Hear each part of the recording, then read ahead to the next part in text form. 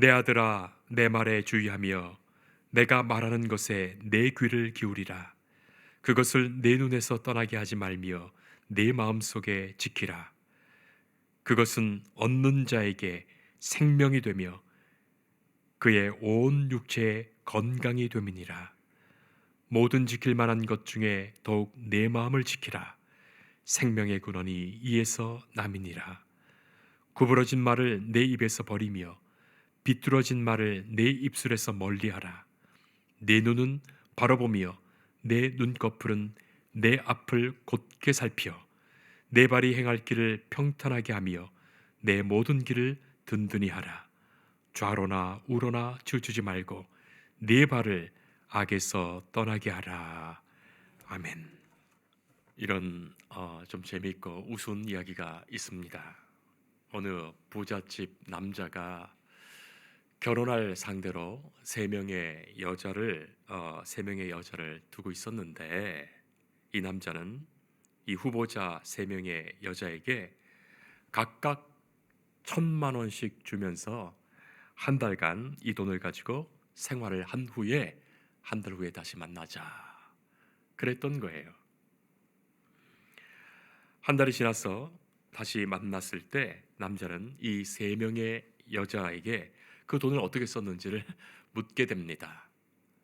첫 번째 여자는 이 남자의 말을 그대로 딱 알아들어서 한 달 쓰라 했으니 한 달 다 써야겠구나 싶어 한 달 만에 1,000만 원을 다 썼다고 대답했고, 두 번째 여자는 남자를 위해 좋은 물건들을 사두었다 그렇게 말하고, 세 번째 여자는 돈은 마치 먼지와 같아서 잘 관리하지 않으면 쉽게 사라지는 법이라 재테크를 해서 2배로 불렸다 그렇게 대답하게 됩니다. 이 남자는 어떤 여자를 선택하여 결혼했을까요? 여러분들이라면 누구를 선택하겠습니까? 이 남자는 신중에 신중을 더하여 고민하고 생각한 끝에 제일 예쁜 여자와 결혼했다 합니다. 가수 남진 씨가 1967년에 아주 오래전이죠, 발표해서 불렀던 마음이 고와야지 라는 오래된 노래가 있습니다. 그 가사가 이러합니다. 새까만 눈동자의 아가씨, 겉으론 거만한 것 같아도 마음이 비단같이 고와서 정말로 나는 반했네. 마음이 고와야지 여자지 얼굴만 예쁘다고 여자냐. 한 번만 마음 주면 변치 않는 여자가 정말 여자지. 이런 가사의 노래가 지금도 통할 것인가, 그런 의문이 듭니다. 세월이 지금 50여 년이나 지났는데 지금도 이런 가사를 들려준다면 오늘의 시대에 과연 이 가사를 공감할지 말이죠. 어쩌면 얼굴만 예쁘면 되는 그런 세상을 사는 듯하니 말입니다. 마음이 고운 것, 마음이 착한 것, 마음이 변치 않는 것, 이 소중한 것을 잊은 듯 살아가는 이 사회니 말입니다. 백범 김구는 젊었을 때 열심히 공부해서 과거 시험에 몇 번 응시했었지만 번번이 낙방했었습니다. 당시에는 인맥과 재물이 있어야지 그렇게 출세를 할 수 있었던 그런 때였습니다. 자, 그러니 김구의 아버지는 아들에게 그래도 밥벌이라도 하라고 혹시 관상을 배워서 관상을 배우고 관상을 배워보라고 그렇게 권했고, 김구는 마의상서라는 그 관상책을 사서 독학했다 합니다. 그 관상책을 열심히 보고 공부를 열심히 해서 어느 정도 실력을 연만 후에 거울을 딱 갖다 놓고 자기 얼굴을 쳐다보니까 아니 이 얼굴로는 아무것도 못할 최악의 관상이었더랍니다. 가난과 살인과 풍파와 불안과 비명 행사에 애군이 다 끼어 있는 그런 관상이었다 하죠.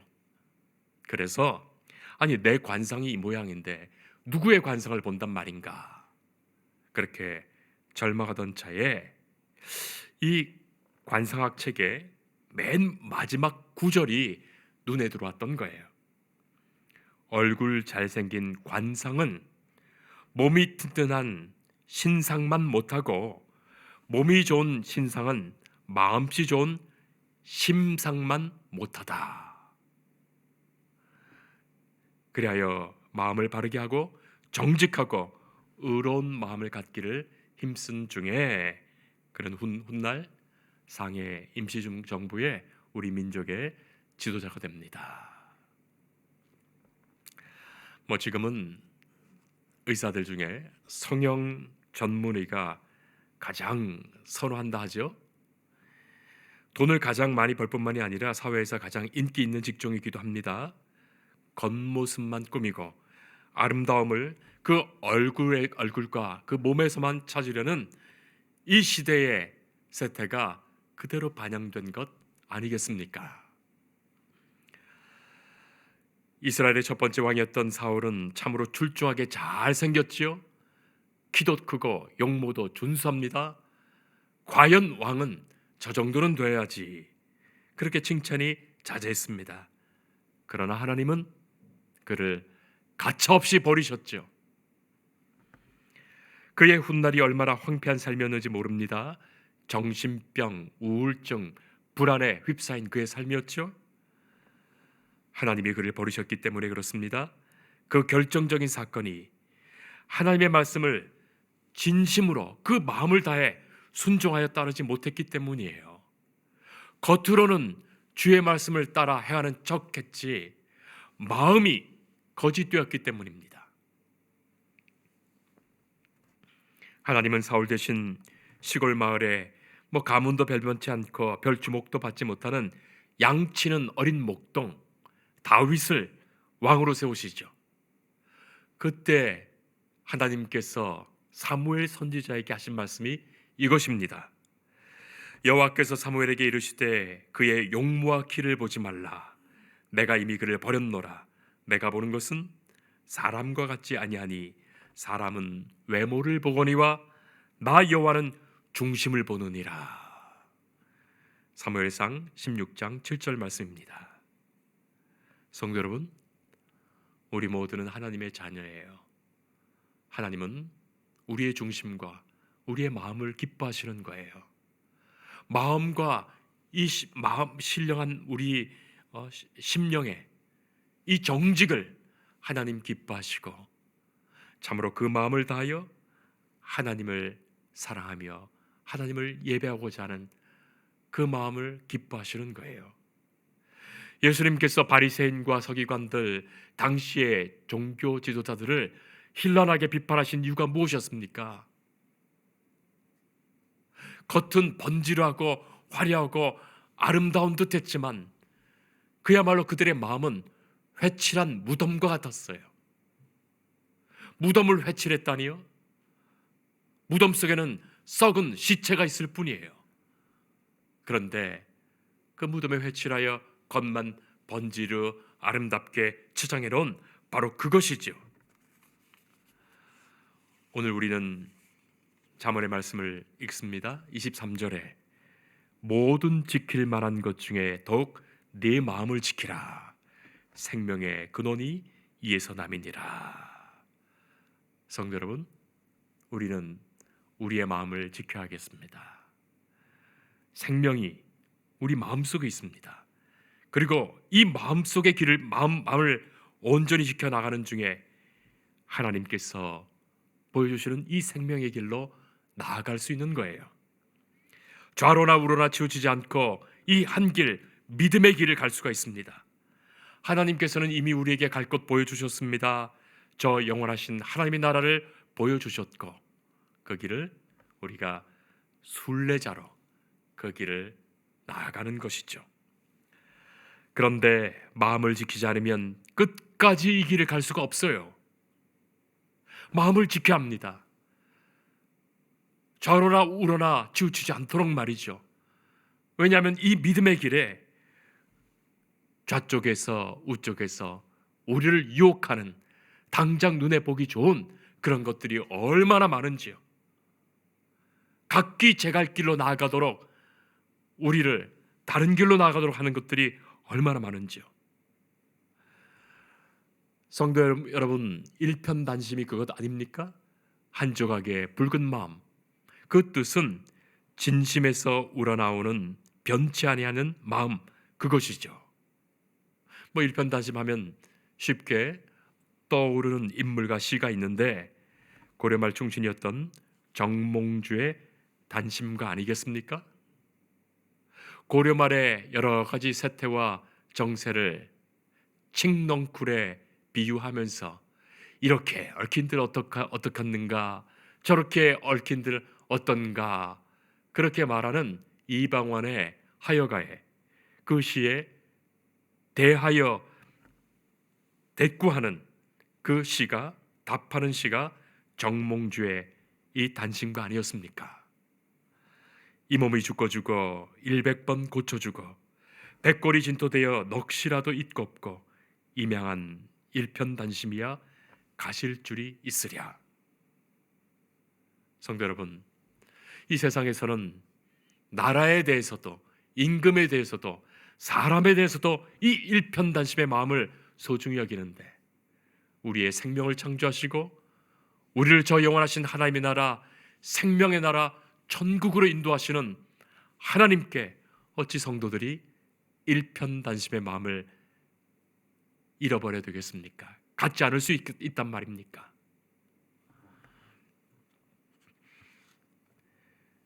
속마음은 없고 속마음은 떠났으며 겉으로만 그런 척하는 그런 것들은 사람들은 당장 속일 수 있어요. 그러나 하나님께서는 우리의 중심을 보시고 우리는 하나님을 속일 수가 없습니다. 이사야 29장 13절에는 유다 백성을 책망하는 이사야 선지자를 통해 주시는 하나님의 말씀이 있습니다. 이 백성이 입으로는 나를 가까이 하며 입술로는 나를 공경하나 그들의 마음은 내게서 멀리 떠났나니. 우리는 온전한 마음으로 주님 앞에 나아가야 되겠습니다. 여러분, 그 마음 없이는 우리가 드리는 예배도 다 형식적인 껍데기뿐이에요. 우리가 진정한 마음으로 하나님을 바라며 살아가는 그 마음 속에 주님을 찾을 때 주께 드리는 그 예배를 하나님이 받으시며 놀라운 주의 구원의 역사와 신령한 하늘의 역사를 우리에게 베풀어 주십니다. 자, 조금 더 구체적으로 이 마음을 지킨다는 것을 생각해 보겠습니다. 마음을 지킨다는 것 두 가지의 성격을 갖습니다. 첫째는 자발성이에요. 자발성. 적극적이고 스스로 하는 것입니다.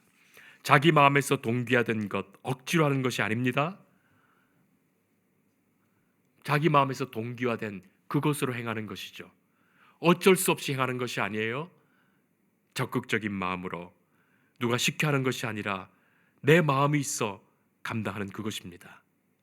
여러분, 공부를 생각하더라도 그렇지요. 억지로 시켜서 하는 그 공부와 자기가 마음이 있어서 하는 공부는 천지 차이 아니겠습니까? 그런 겁니다. 주님 말씀하시면 감당하겠습니다 하는 그 마음과 지옥 갈까 봐 두려워서 무서워서 억지로 하는 그 마음은 완전히 다른 것이죠. 베드로는 멀찍이 예수님 떨어져 있다가 예수님 재판 받으실 때 예수님 부인했어요. 그러나 예수님과 가까이 있었다면, 언제나 동행한다면 결코 배반하지 않았을 것입니다. 자발성은 그렇게 가까이 있는 거예요. 언제나 주님의 마음에 가까이 있을 때 적극적인 마음, 자발성이 생겨납니다. 자, 두 번째는 즐거운 마음을 말하는 겁니다. 기쁜 마음이죠. 이 일은 내게 유익되고 내가 잘 되는 것이고 내게 주시는 복된 것이라는 것을 믿는 그 마음에서 행복한 마음, 감사한 마음, 기다렸다는 듯이 그것을 받는 그것이에요. 즐거운 마음이니 찬송이 나옵니다. 사랑받고 있다는 확신에 기뻐합니다. 즐거운 마음으로 감당하는 것, 그렇게 마음을 지켜가는 거예요. 저는 어렸을 때가 생각납니다. 초등학교 학생이었을 때 선생님이 제 이름 부르면서 심부름 시키시면 얼마나 좋았는지요. 이름을 기억하여 불러주시는 것도 좋을 뿐만이 아니라 나를 믿고 심부름을 시켜주시니까 너무너무 좋아서 그 심부름 기쁘게 즐겁게 했던 기억이 있습니다. 지금도 그때 몇몇 일들이 환하게 생각이 나요. 아니, 초등학교 때뿐만이 아닙니다. 고등학교 때도 마찬가지였어요. 운동장에서 놀고 있는데 선생님이 제 이름 부르면서 뭐 좀 사오라 했을 때 얼마나 기쁘고 좋았는지요. 그뿐만이 아닙니다. 대학에서도 그랬고 박사과정에서도 그랬어요. 저를 믿고 어떤 일을 심부름하여 시키실 때 얼마나 기분이 좋고 마음이 즐거운지요. 성도 여러분, 주께서 그렇게 우리를 부르셔서 우리에게 다 심부름 시키시는 거예요. 하나님이 이미 다 계획해 놓으시는 일을 가지고 우리에게 이것 좀 감당해봐라 하고 심부름 시키시는 거예요. 어떤 마음으로 감당해야 되겠습니까? 선생님이 나타나기만 하면 도망가는 아이들이나, 그렇죠? 선생님이 심부름 시키면 입을 삐쭉 내민다면 다시는 그런 아이들에게는 심부름 시키지 않을 거예요. 즐거운 마음으로 심부름하는 그 아이를 사랑하며 언제나 더 좋은 일들을 부탁하고 시키게 되죠. 그 마음이 고운 마음, 복된 마음입니다. 자, 우리가 자발적인 마음, 즐거운 마음으로 우리 마음을 지켜 끝까지 주님과 함께 한다면, 주와 동행한다면 이 길을 변치 않고 가게 됩니다. 그러나 그 마음 지키지 못하면 조급해집니다. 불안해집니다. 자꾸 다른 길 기웃기웃거리게 됩니다. 다른 길로 쉽게 가버립니다. 우리가 다 양 같아서 각기 제 갈 길로 나아가는 거예요. 주님의 인도하신 그 길 가야 되는데 내 마음대로 내 원한 길, 내가 좋게 보이는 길로 나가는 것, 그것이 교만이요, 그것이 죄입니다. 하나님을 잃어버린 것, 하나님을 떠난 것, 그것이 악이에요. 주를 바라보고 주님의 방법으로 나아가야 되겠습니다. 자, 오늘 잠언 말씀에서 이 마음을 지키도록 몇 가지 권고의 말씀을 주시고 있습니다. 모든 지킬 만한 것 중에 더욱 내 마음을 지키라 하시면서 주시는 권고의 말씀이에요. 첫째는 24절에 구부러진 말을 내 입에서 버리며 비뚤어진 말을 내 입술에서 멀리하라. 마음의 것이 다 말로 나오지요. 그러니 이 말을 조심해야 됩니다. 자, 어떤 분은 우리말, 말이라는 것이 이 어원이 마알이라고 하는 거예요. 마알, 마음의 알이라는 거예요. 마음의 씨앗. 그 마음의 씨앗이 말로 나온다.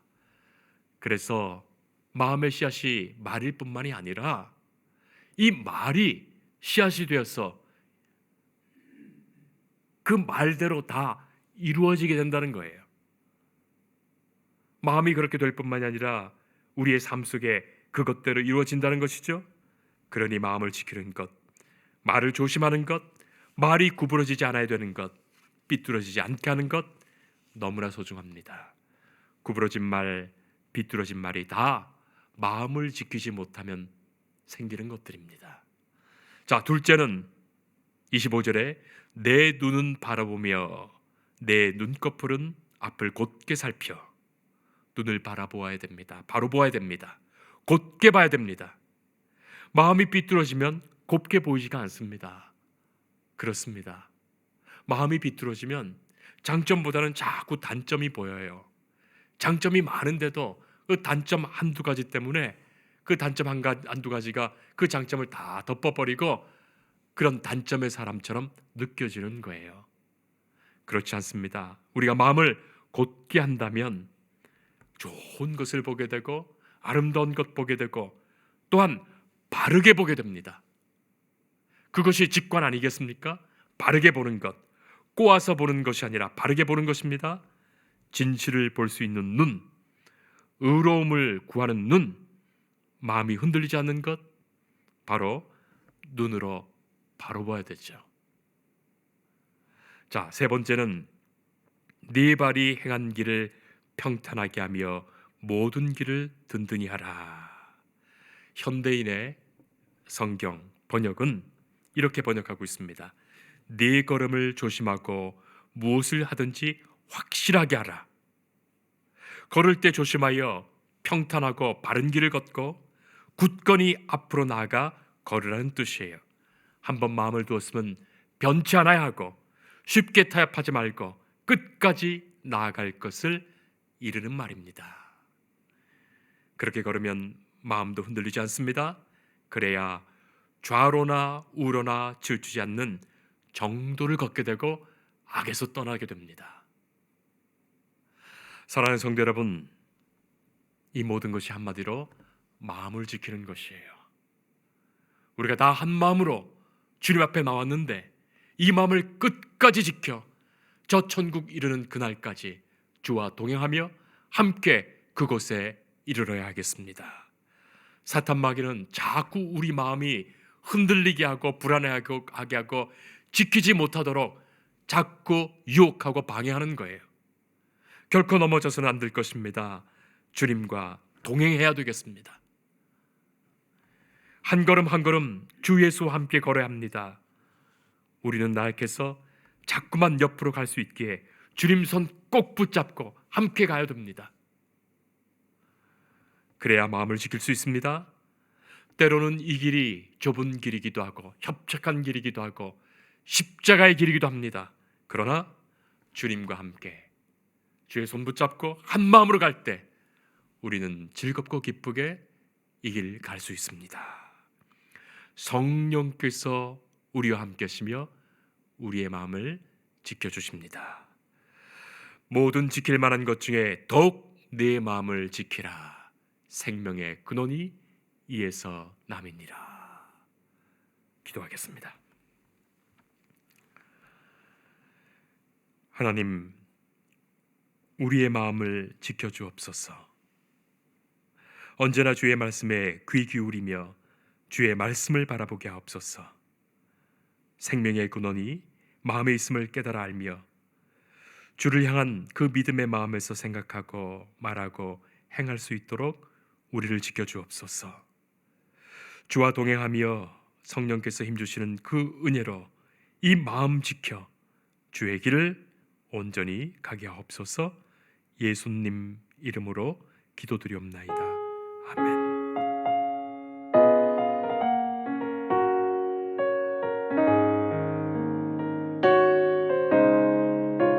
주 예수 내가 알기 전 날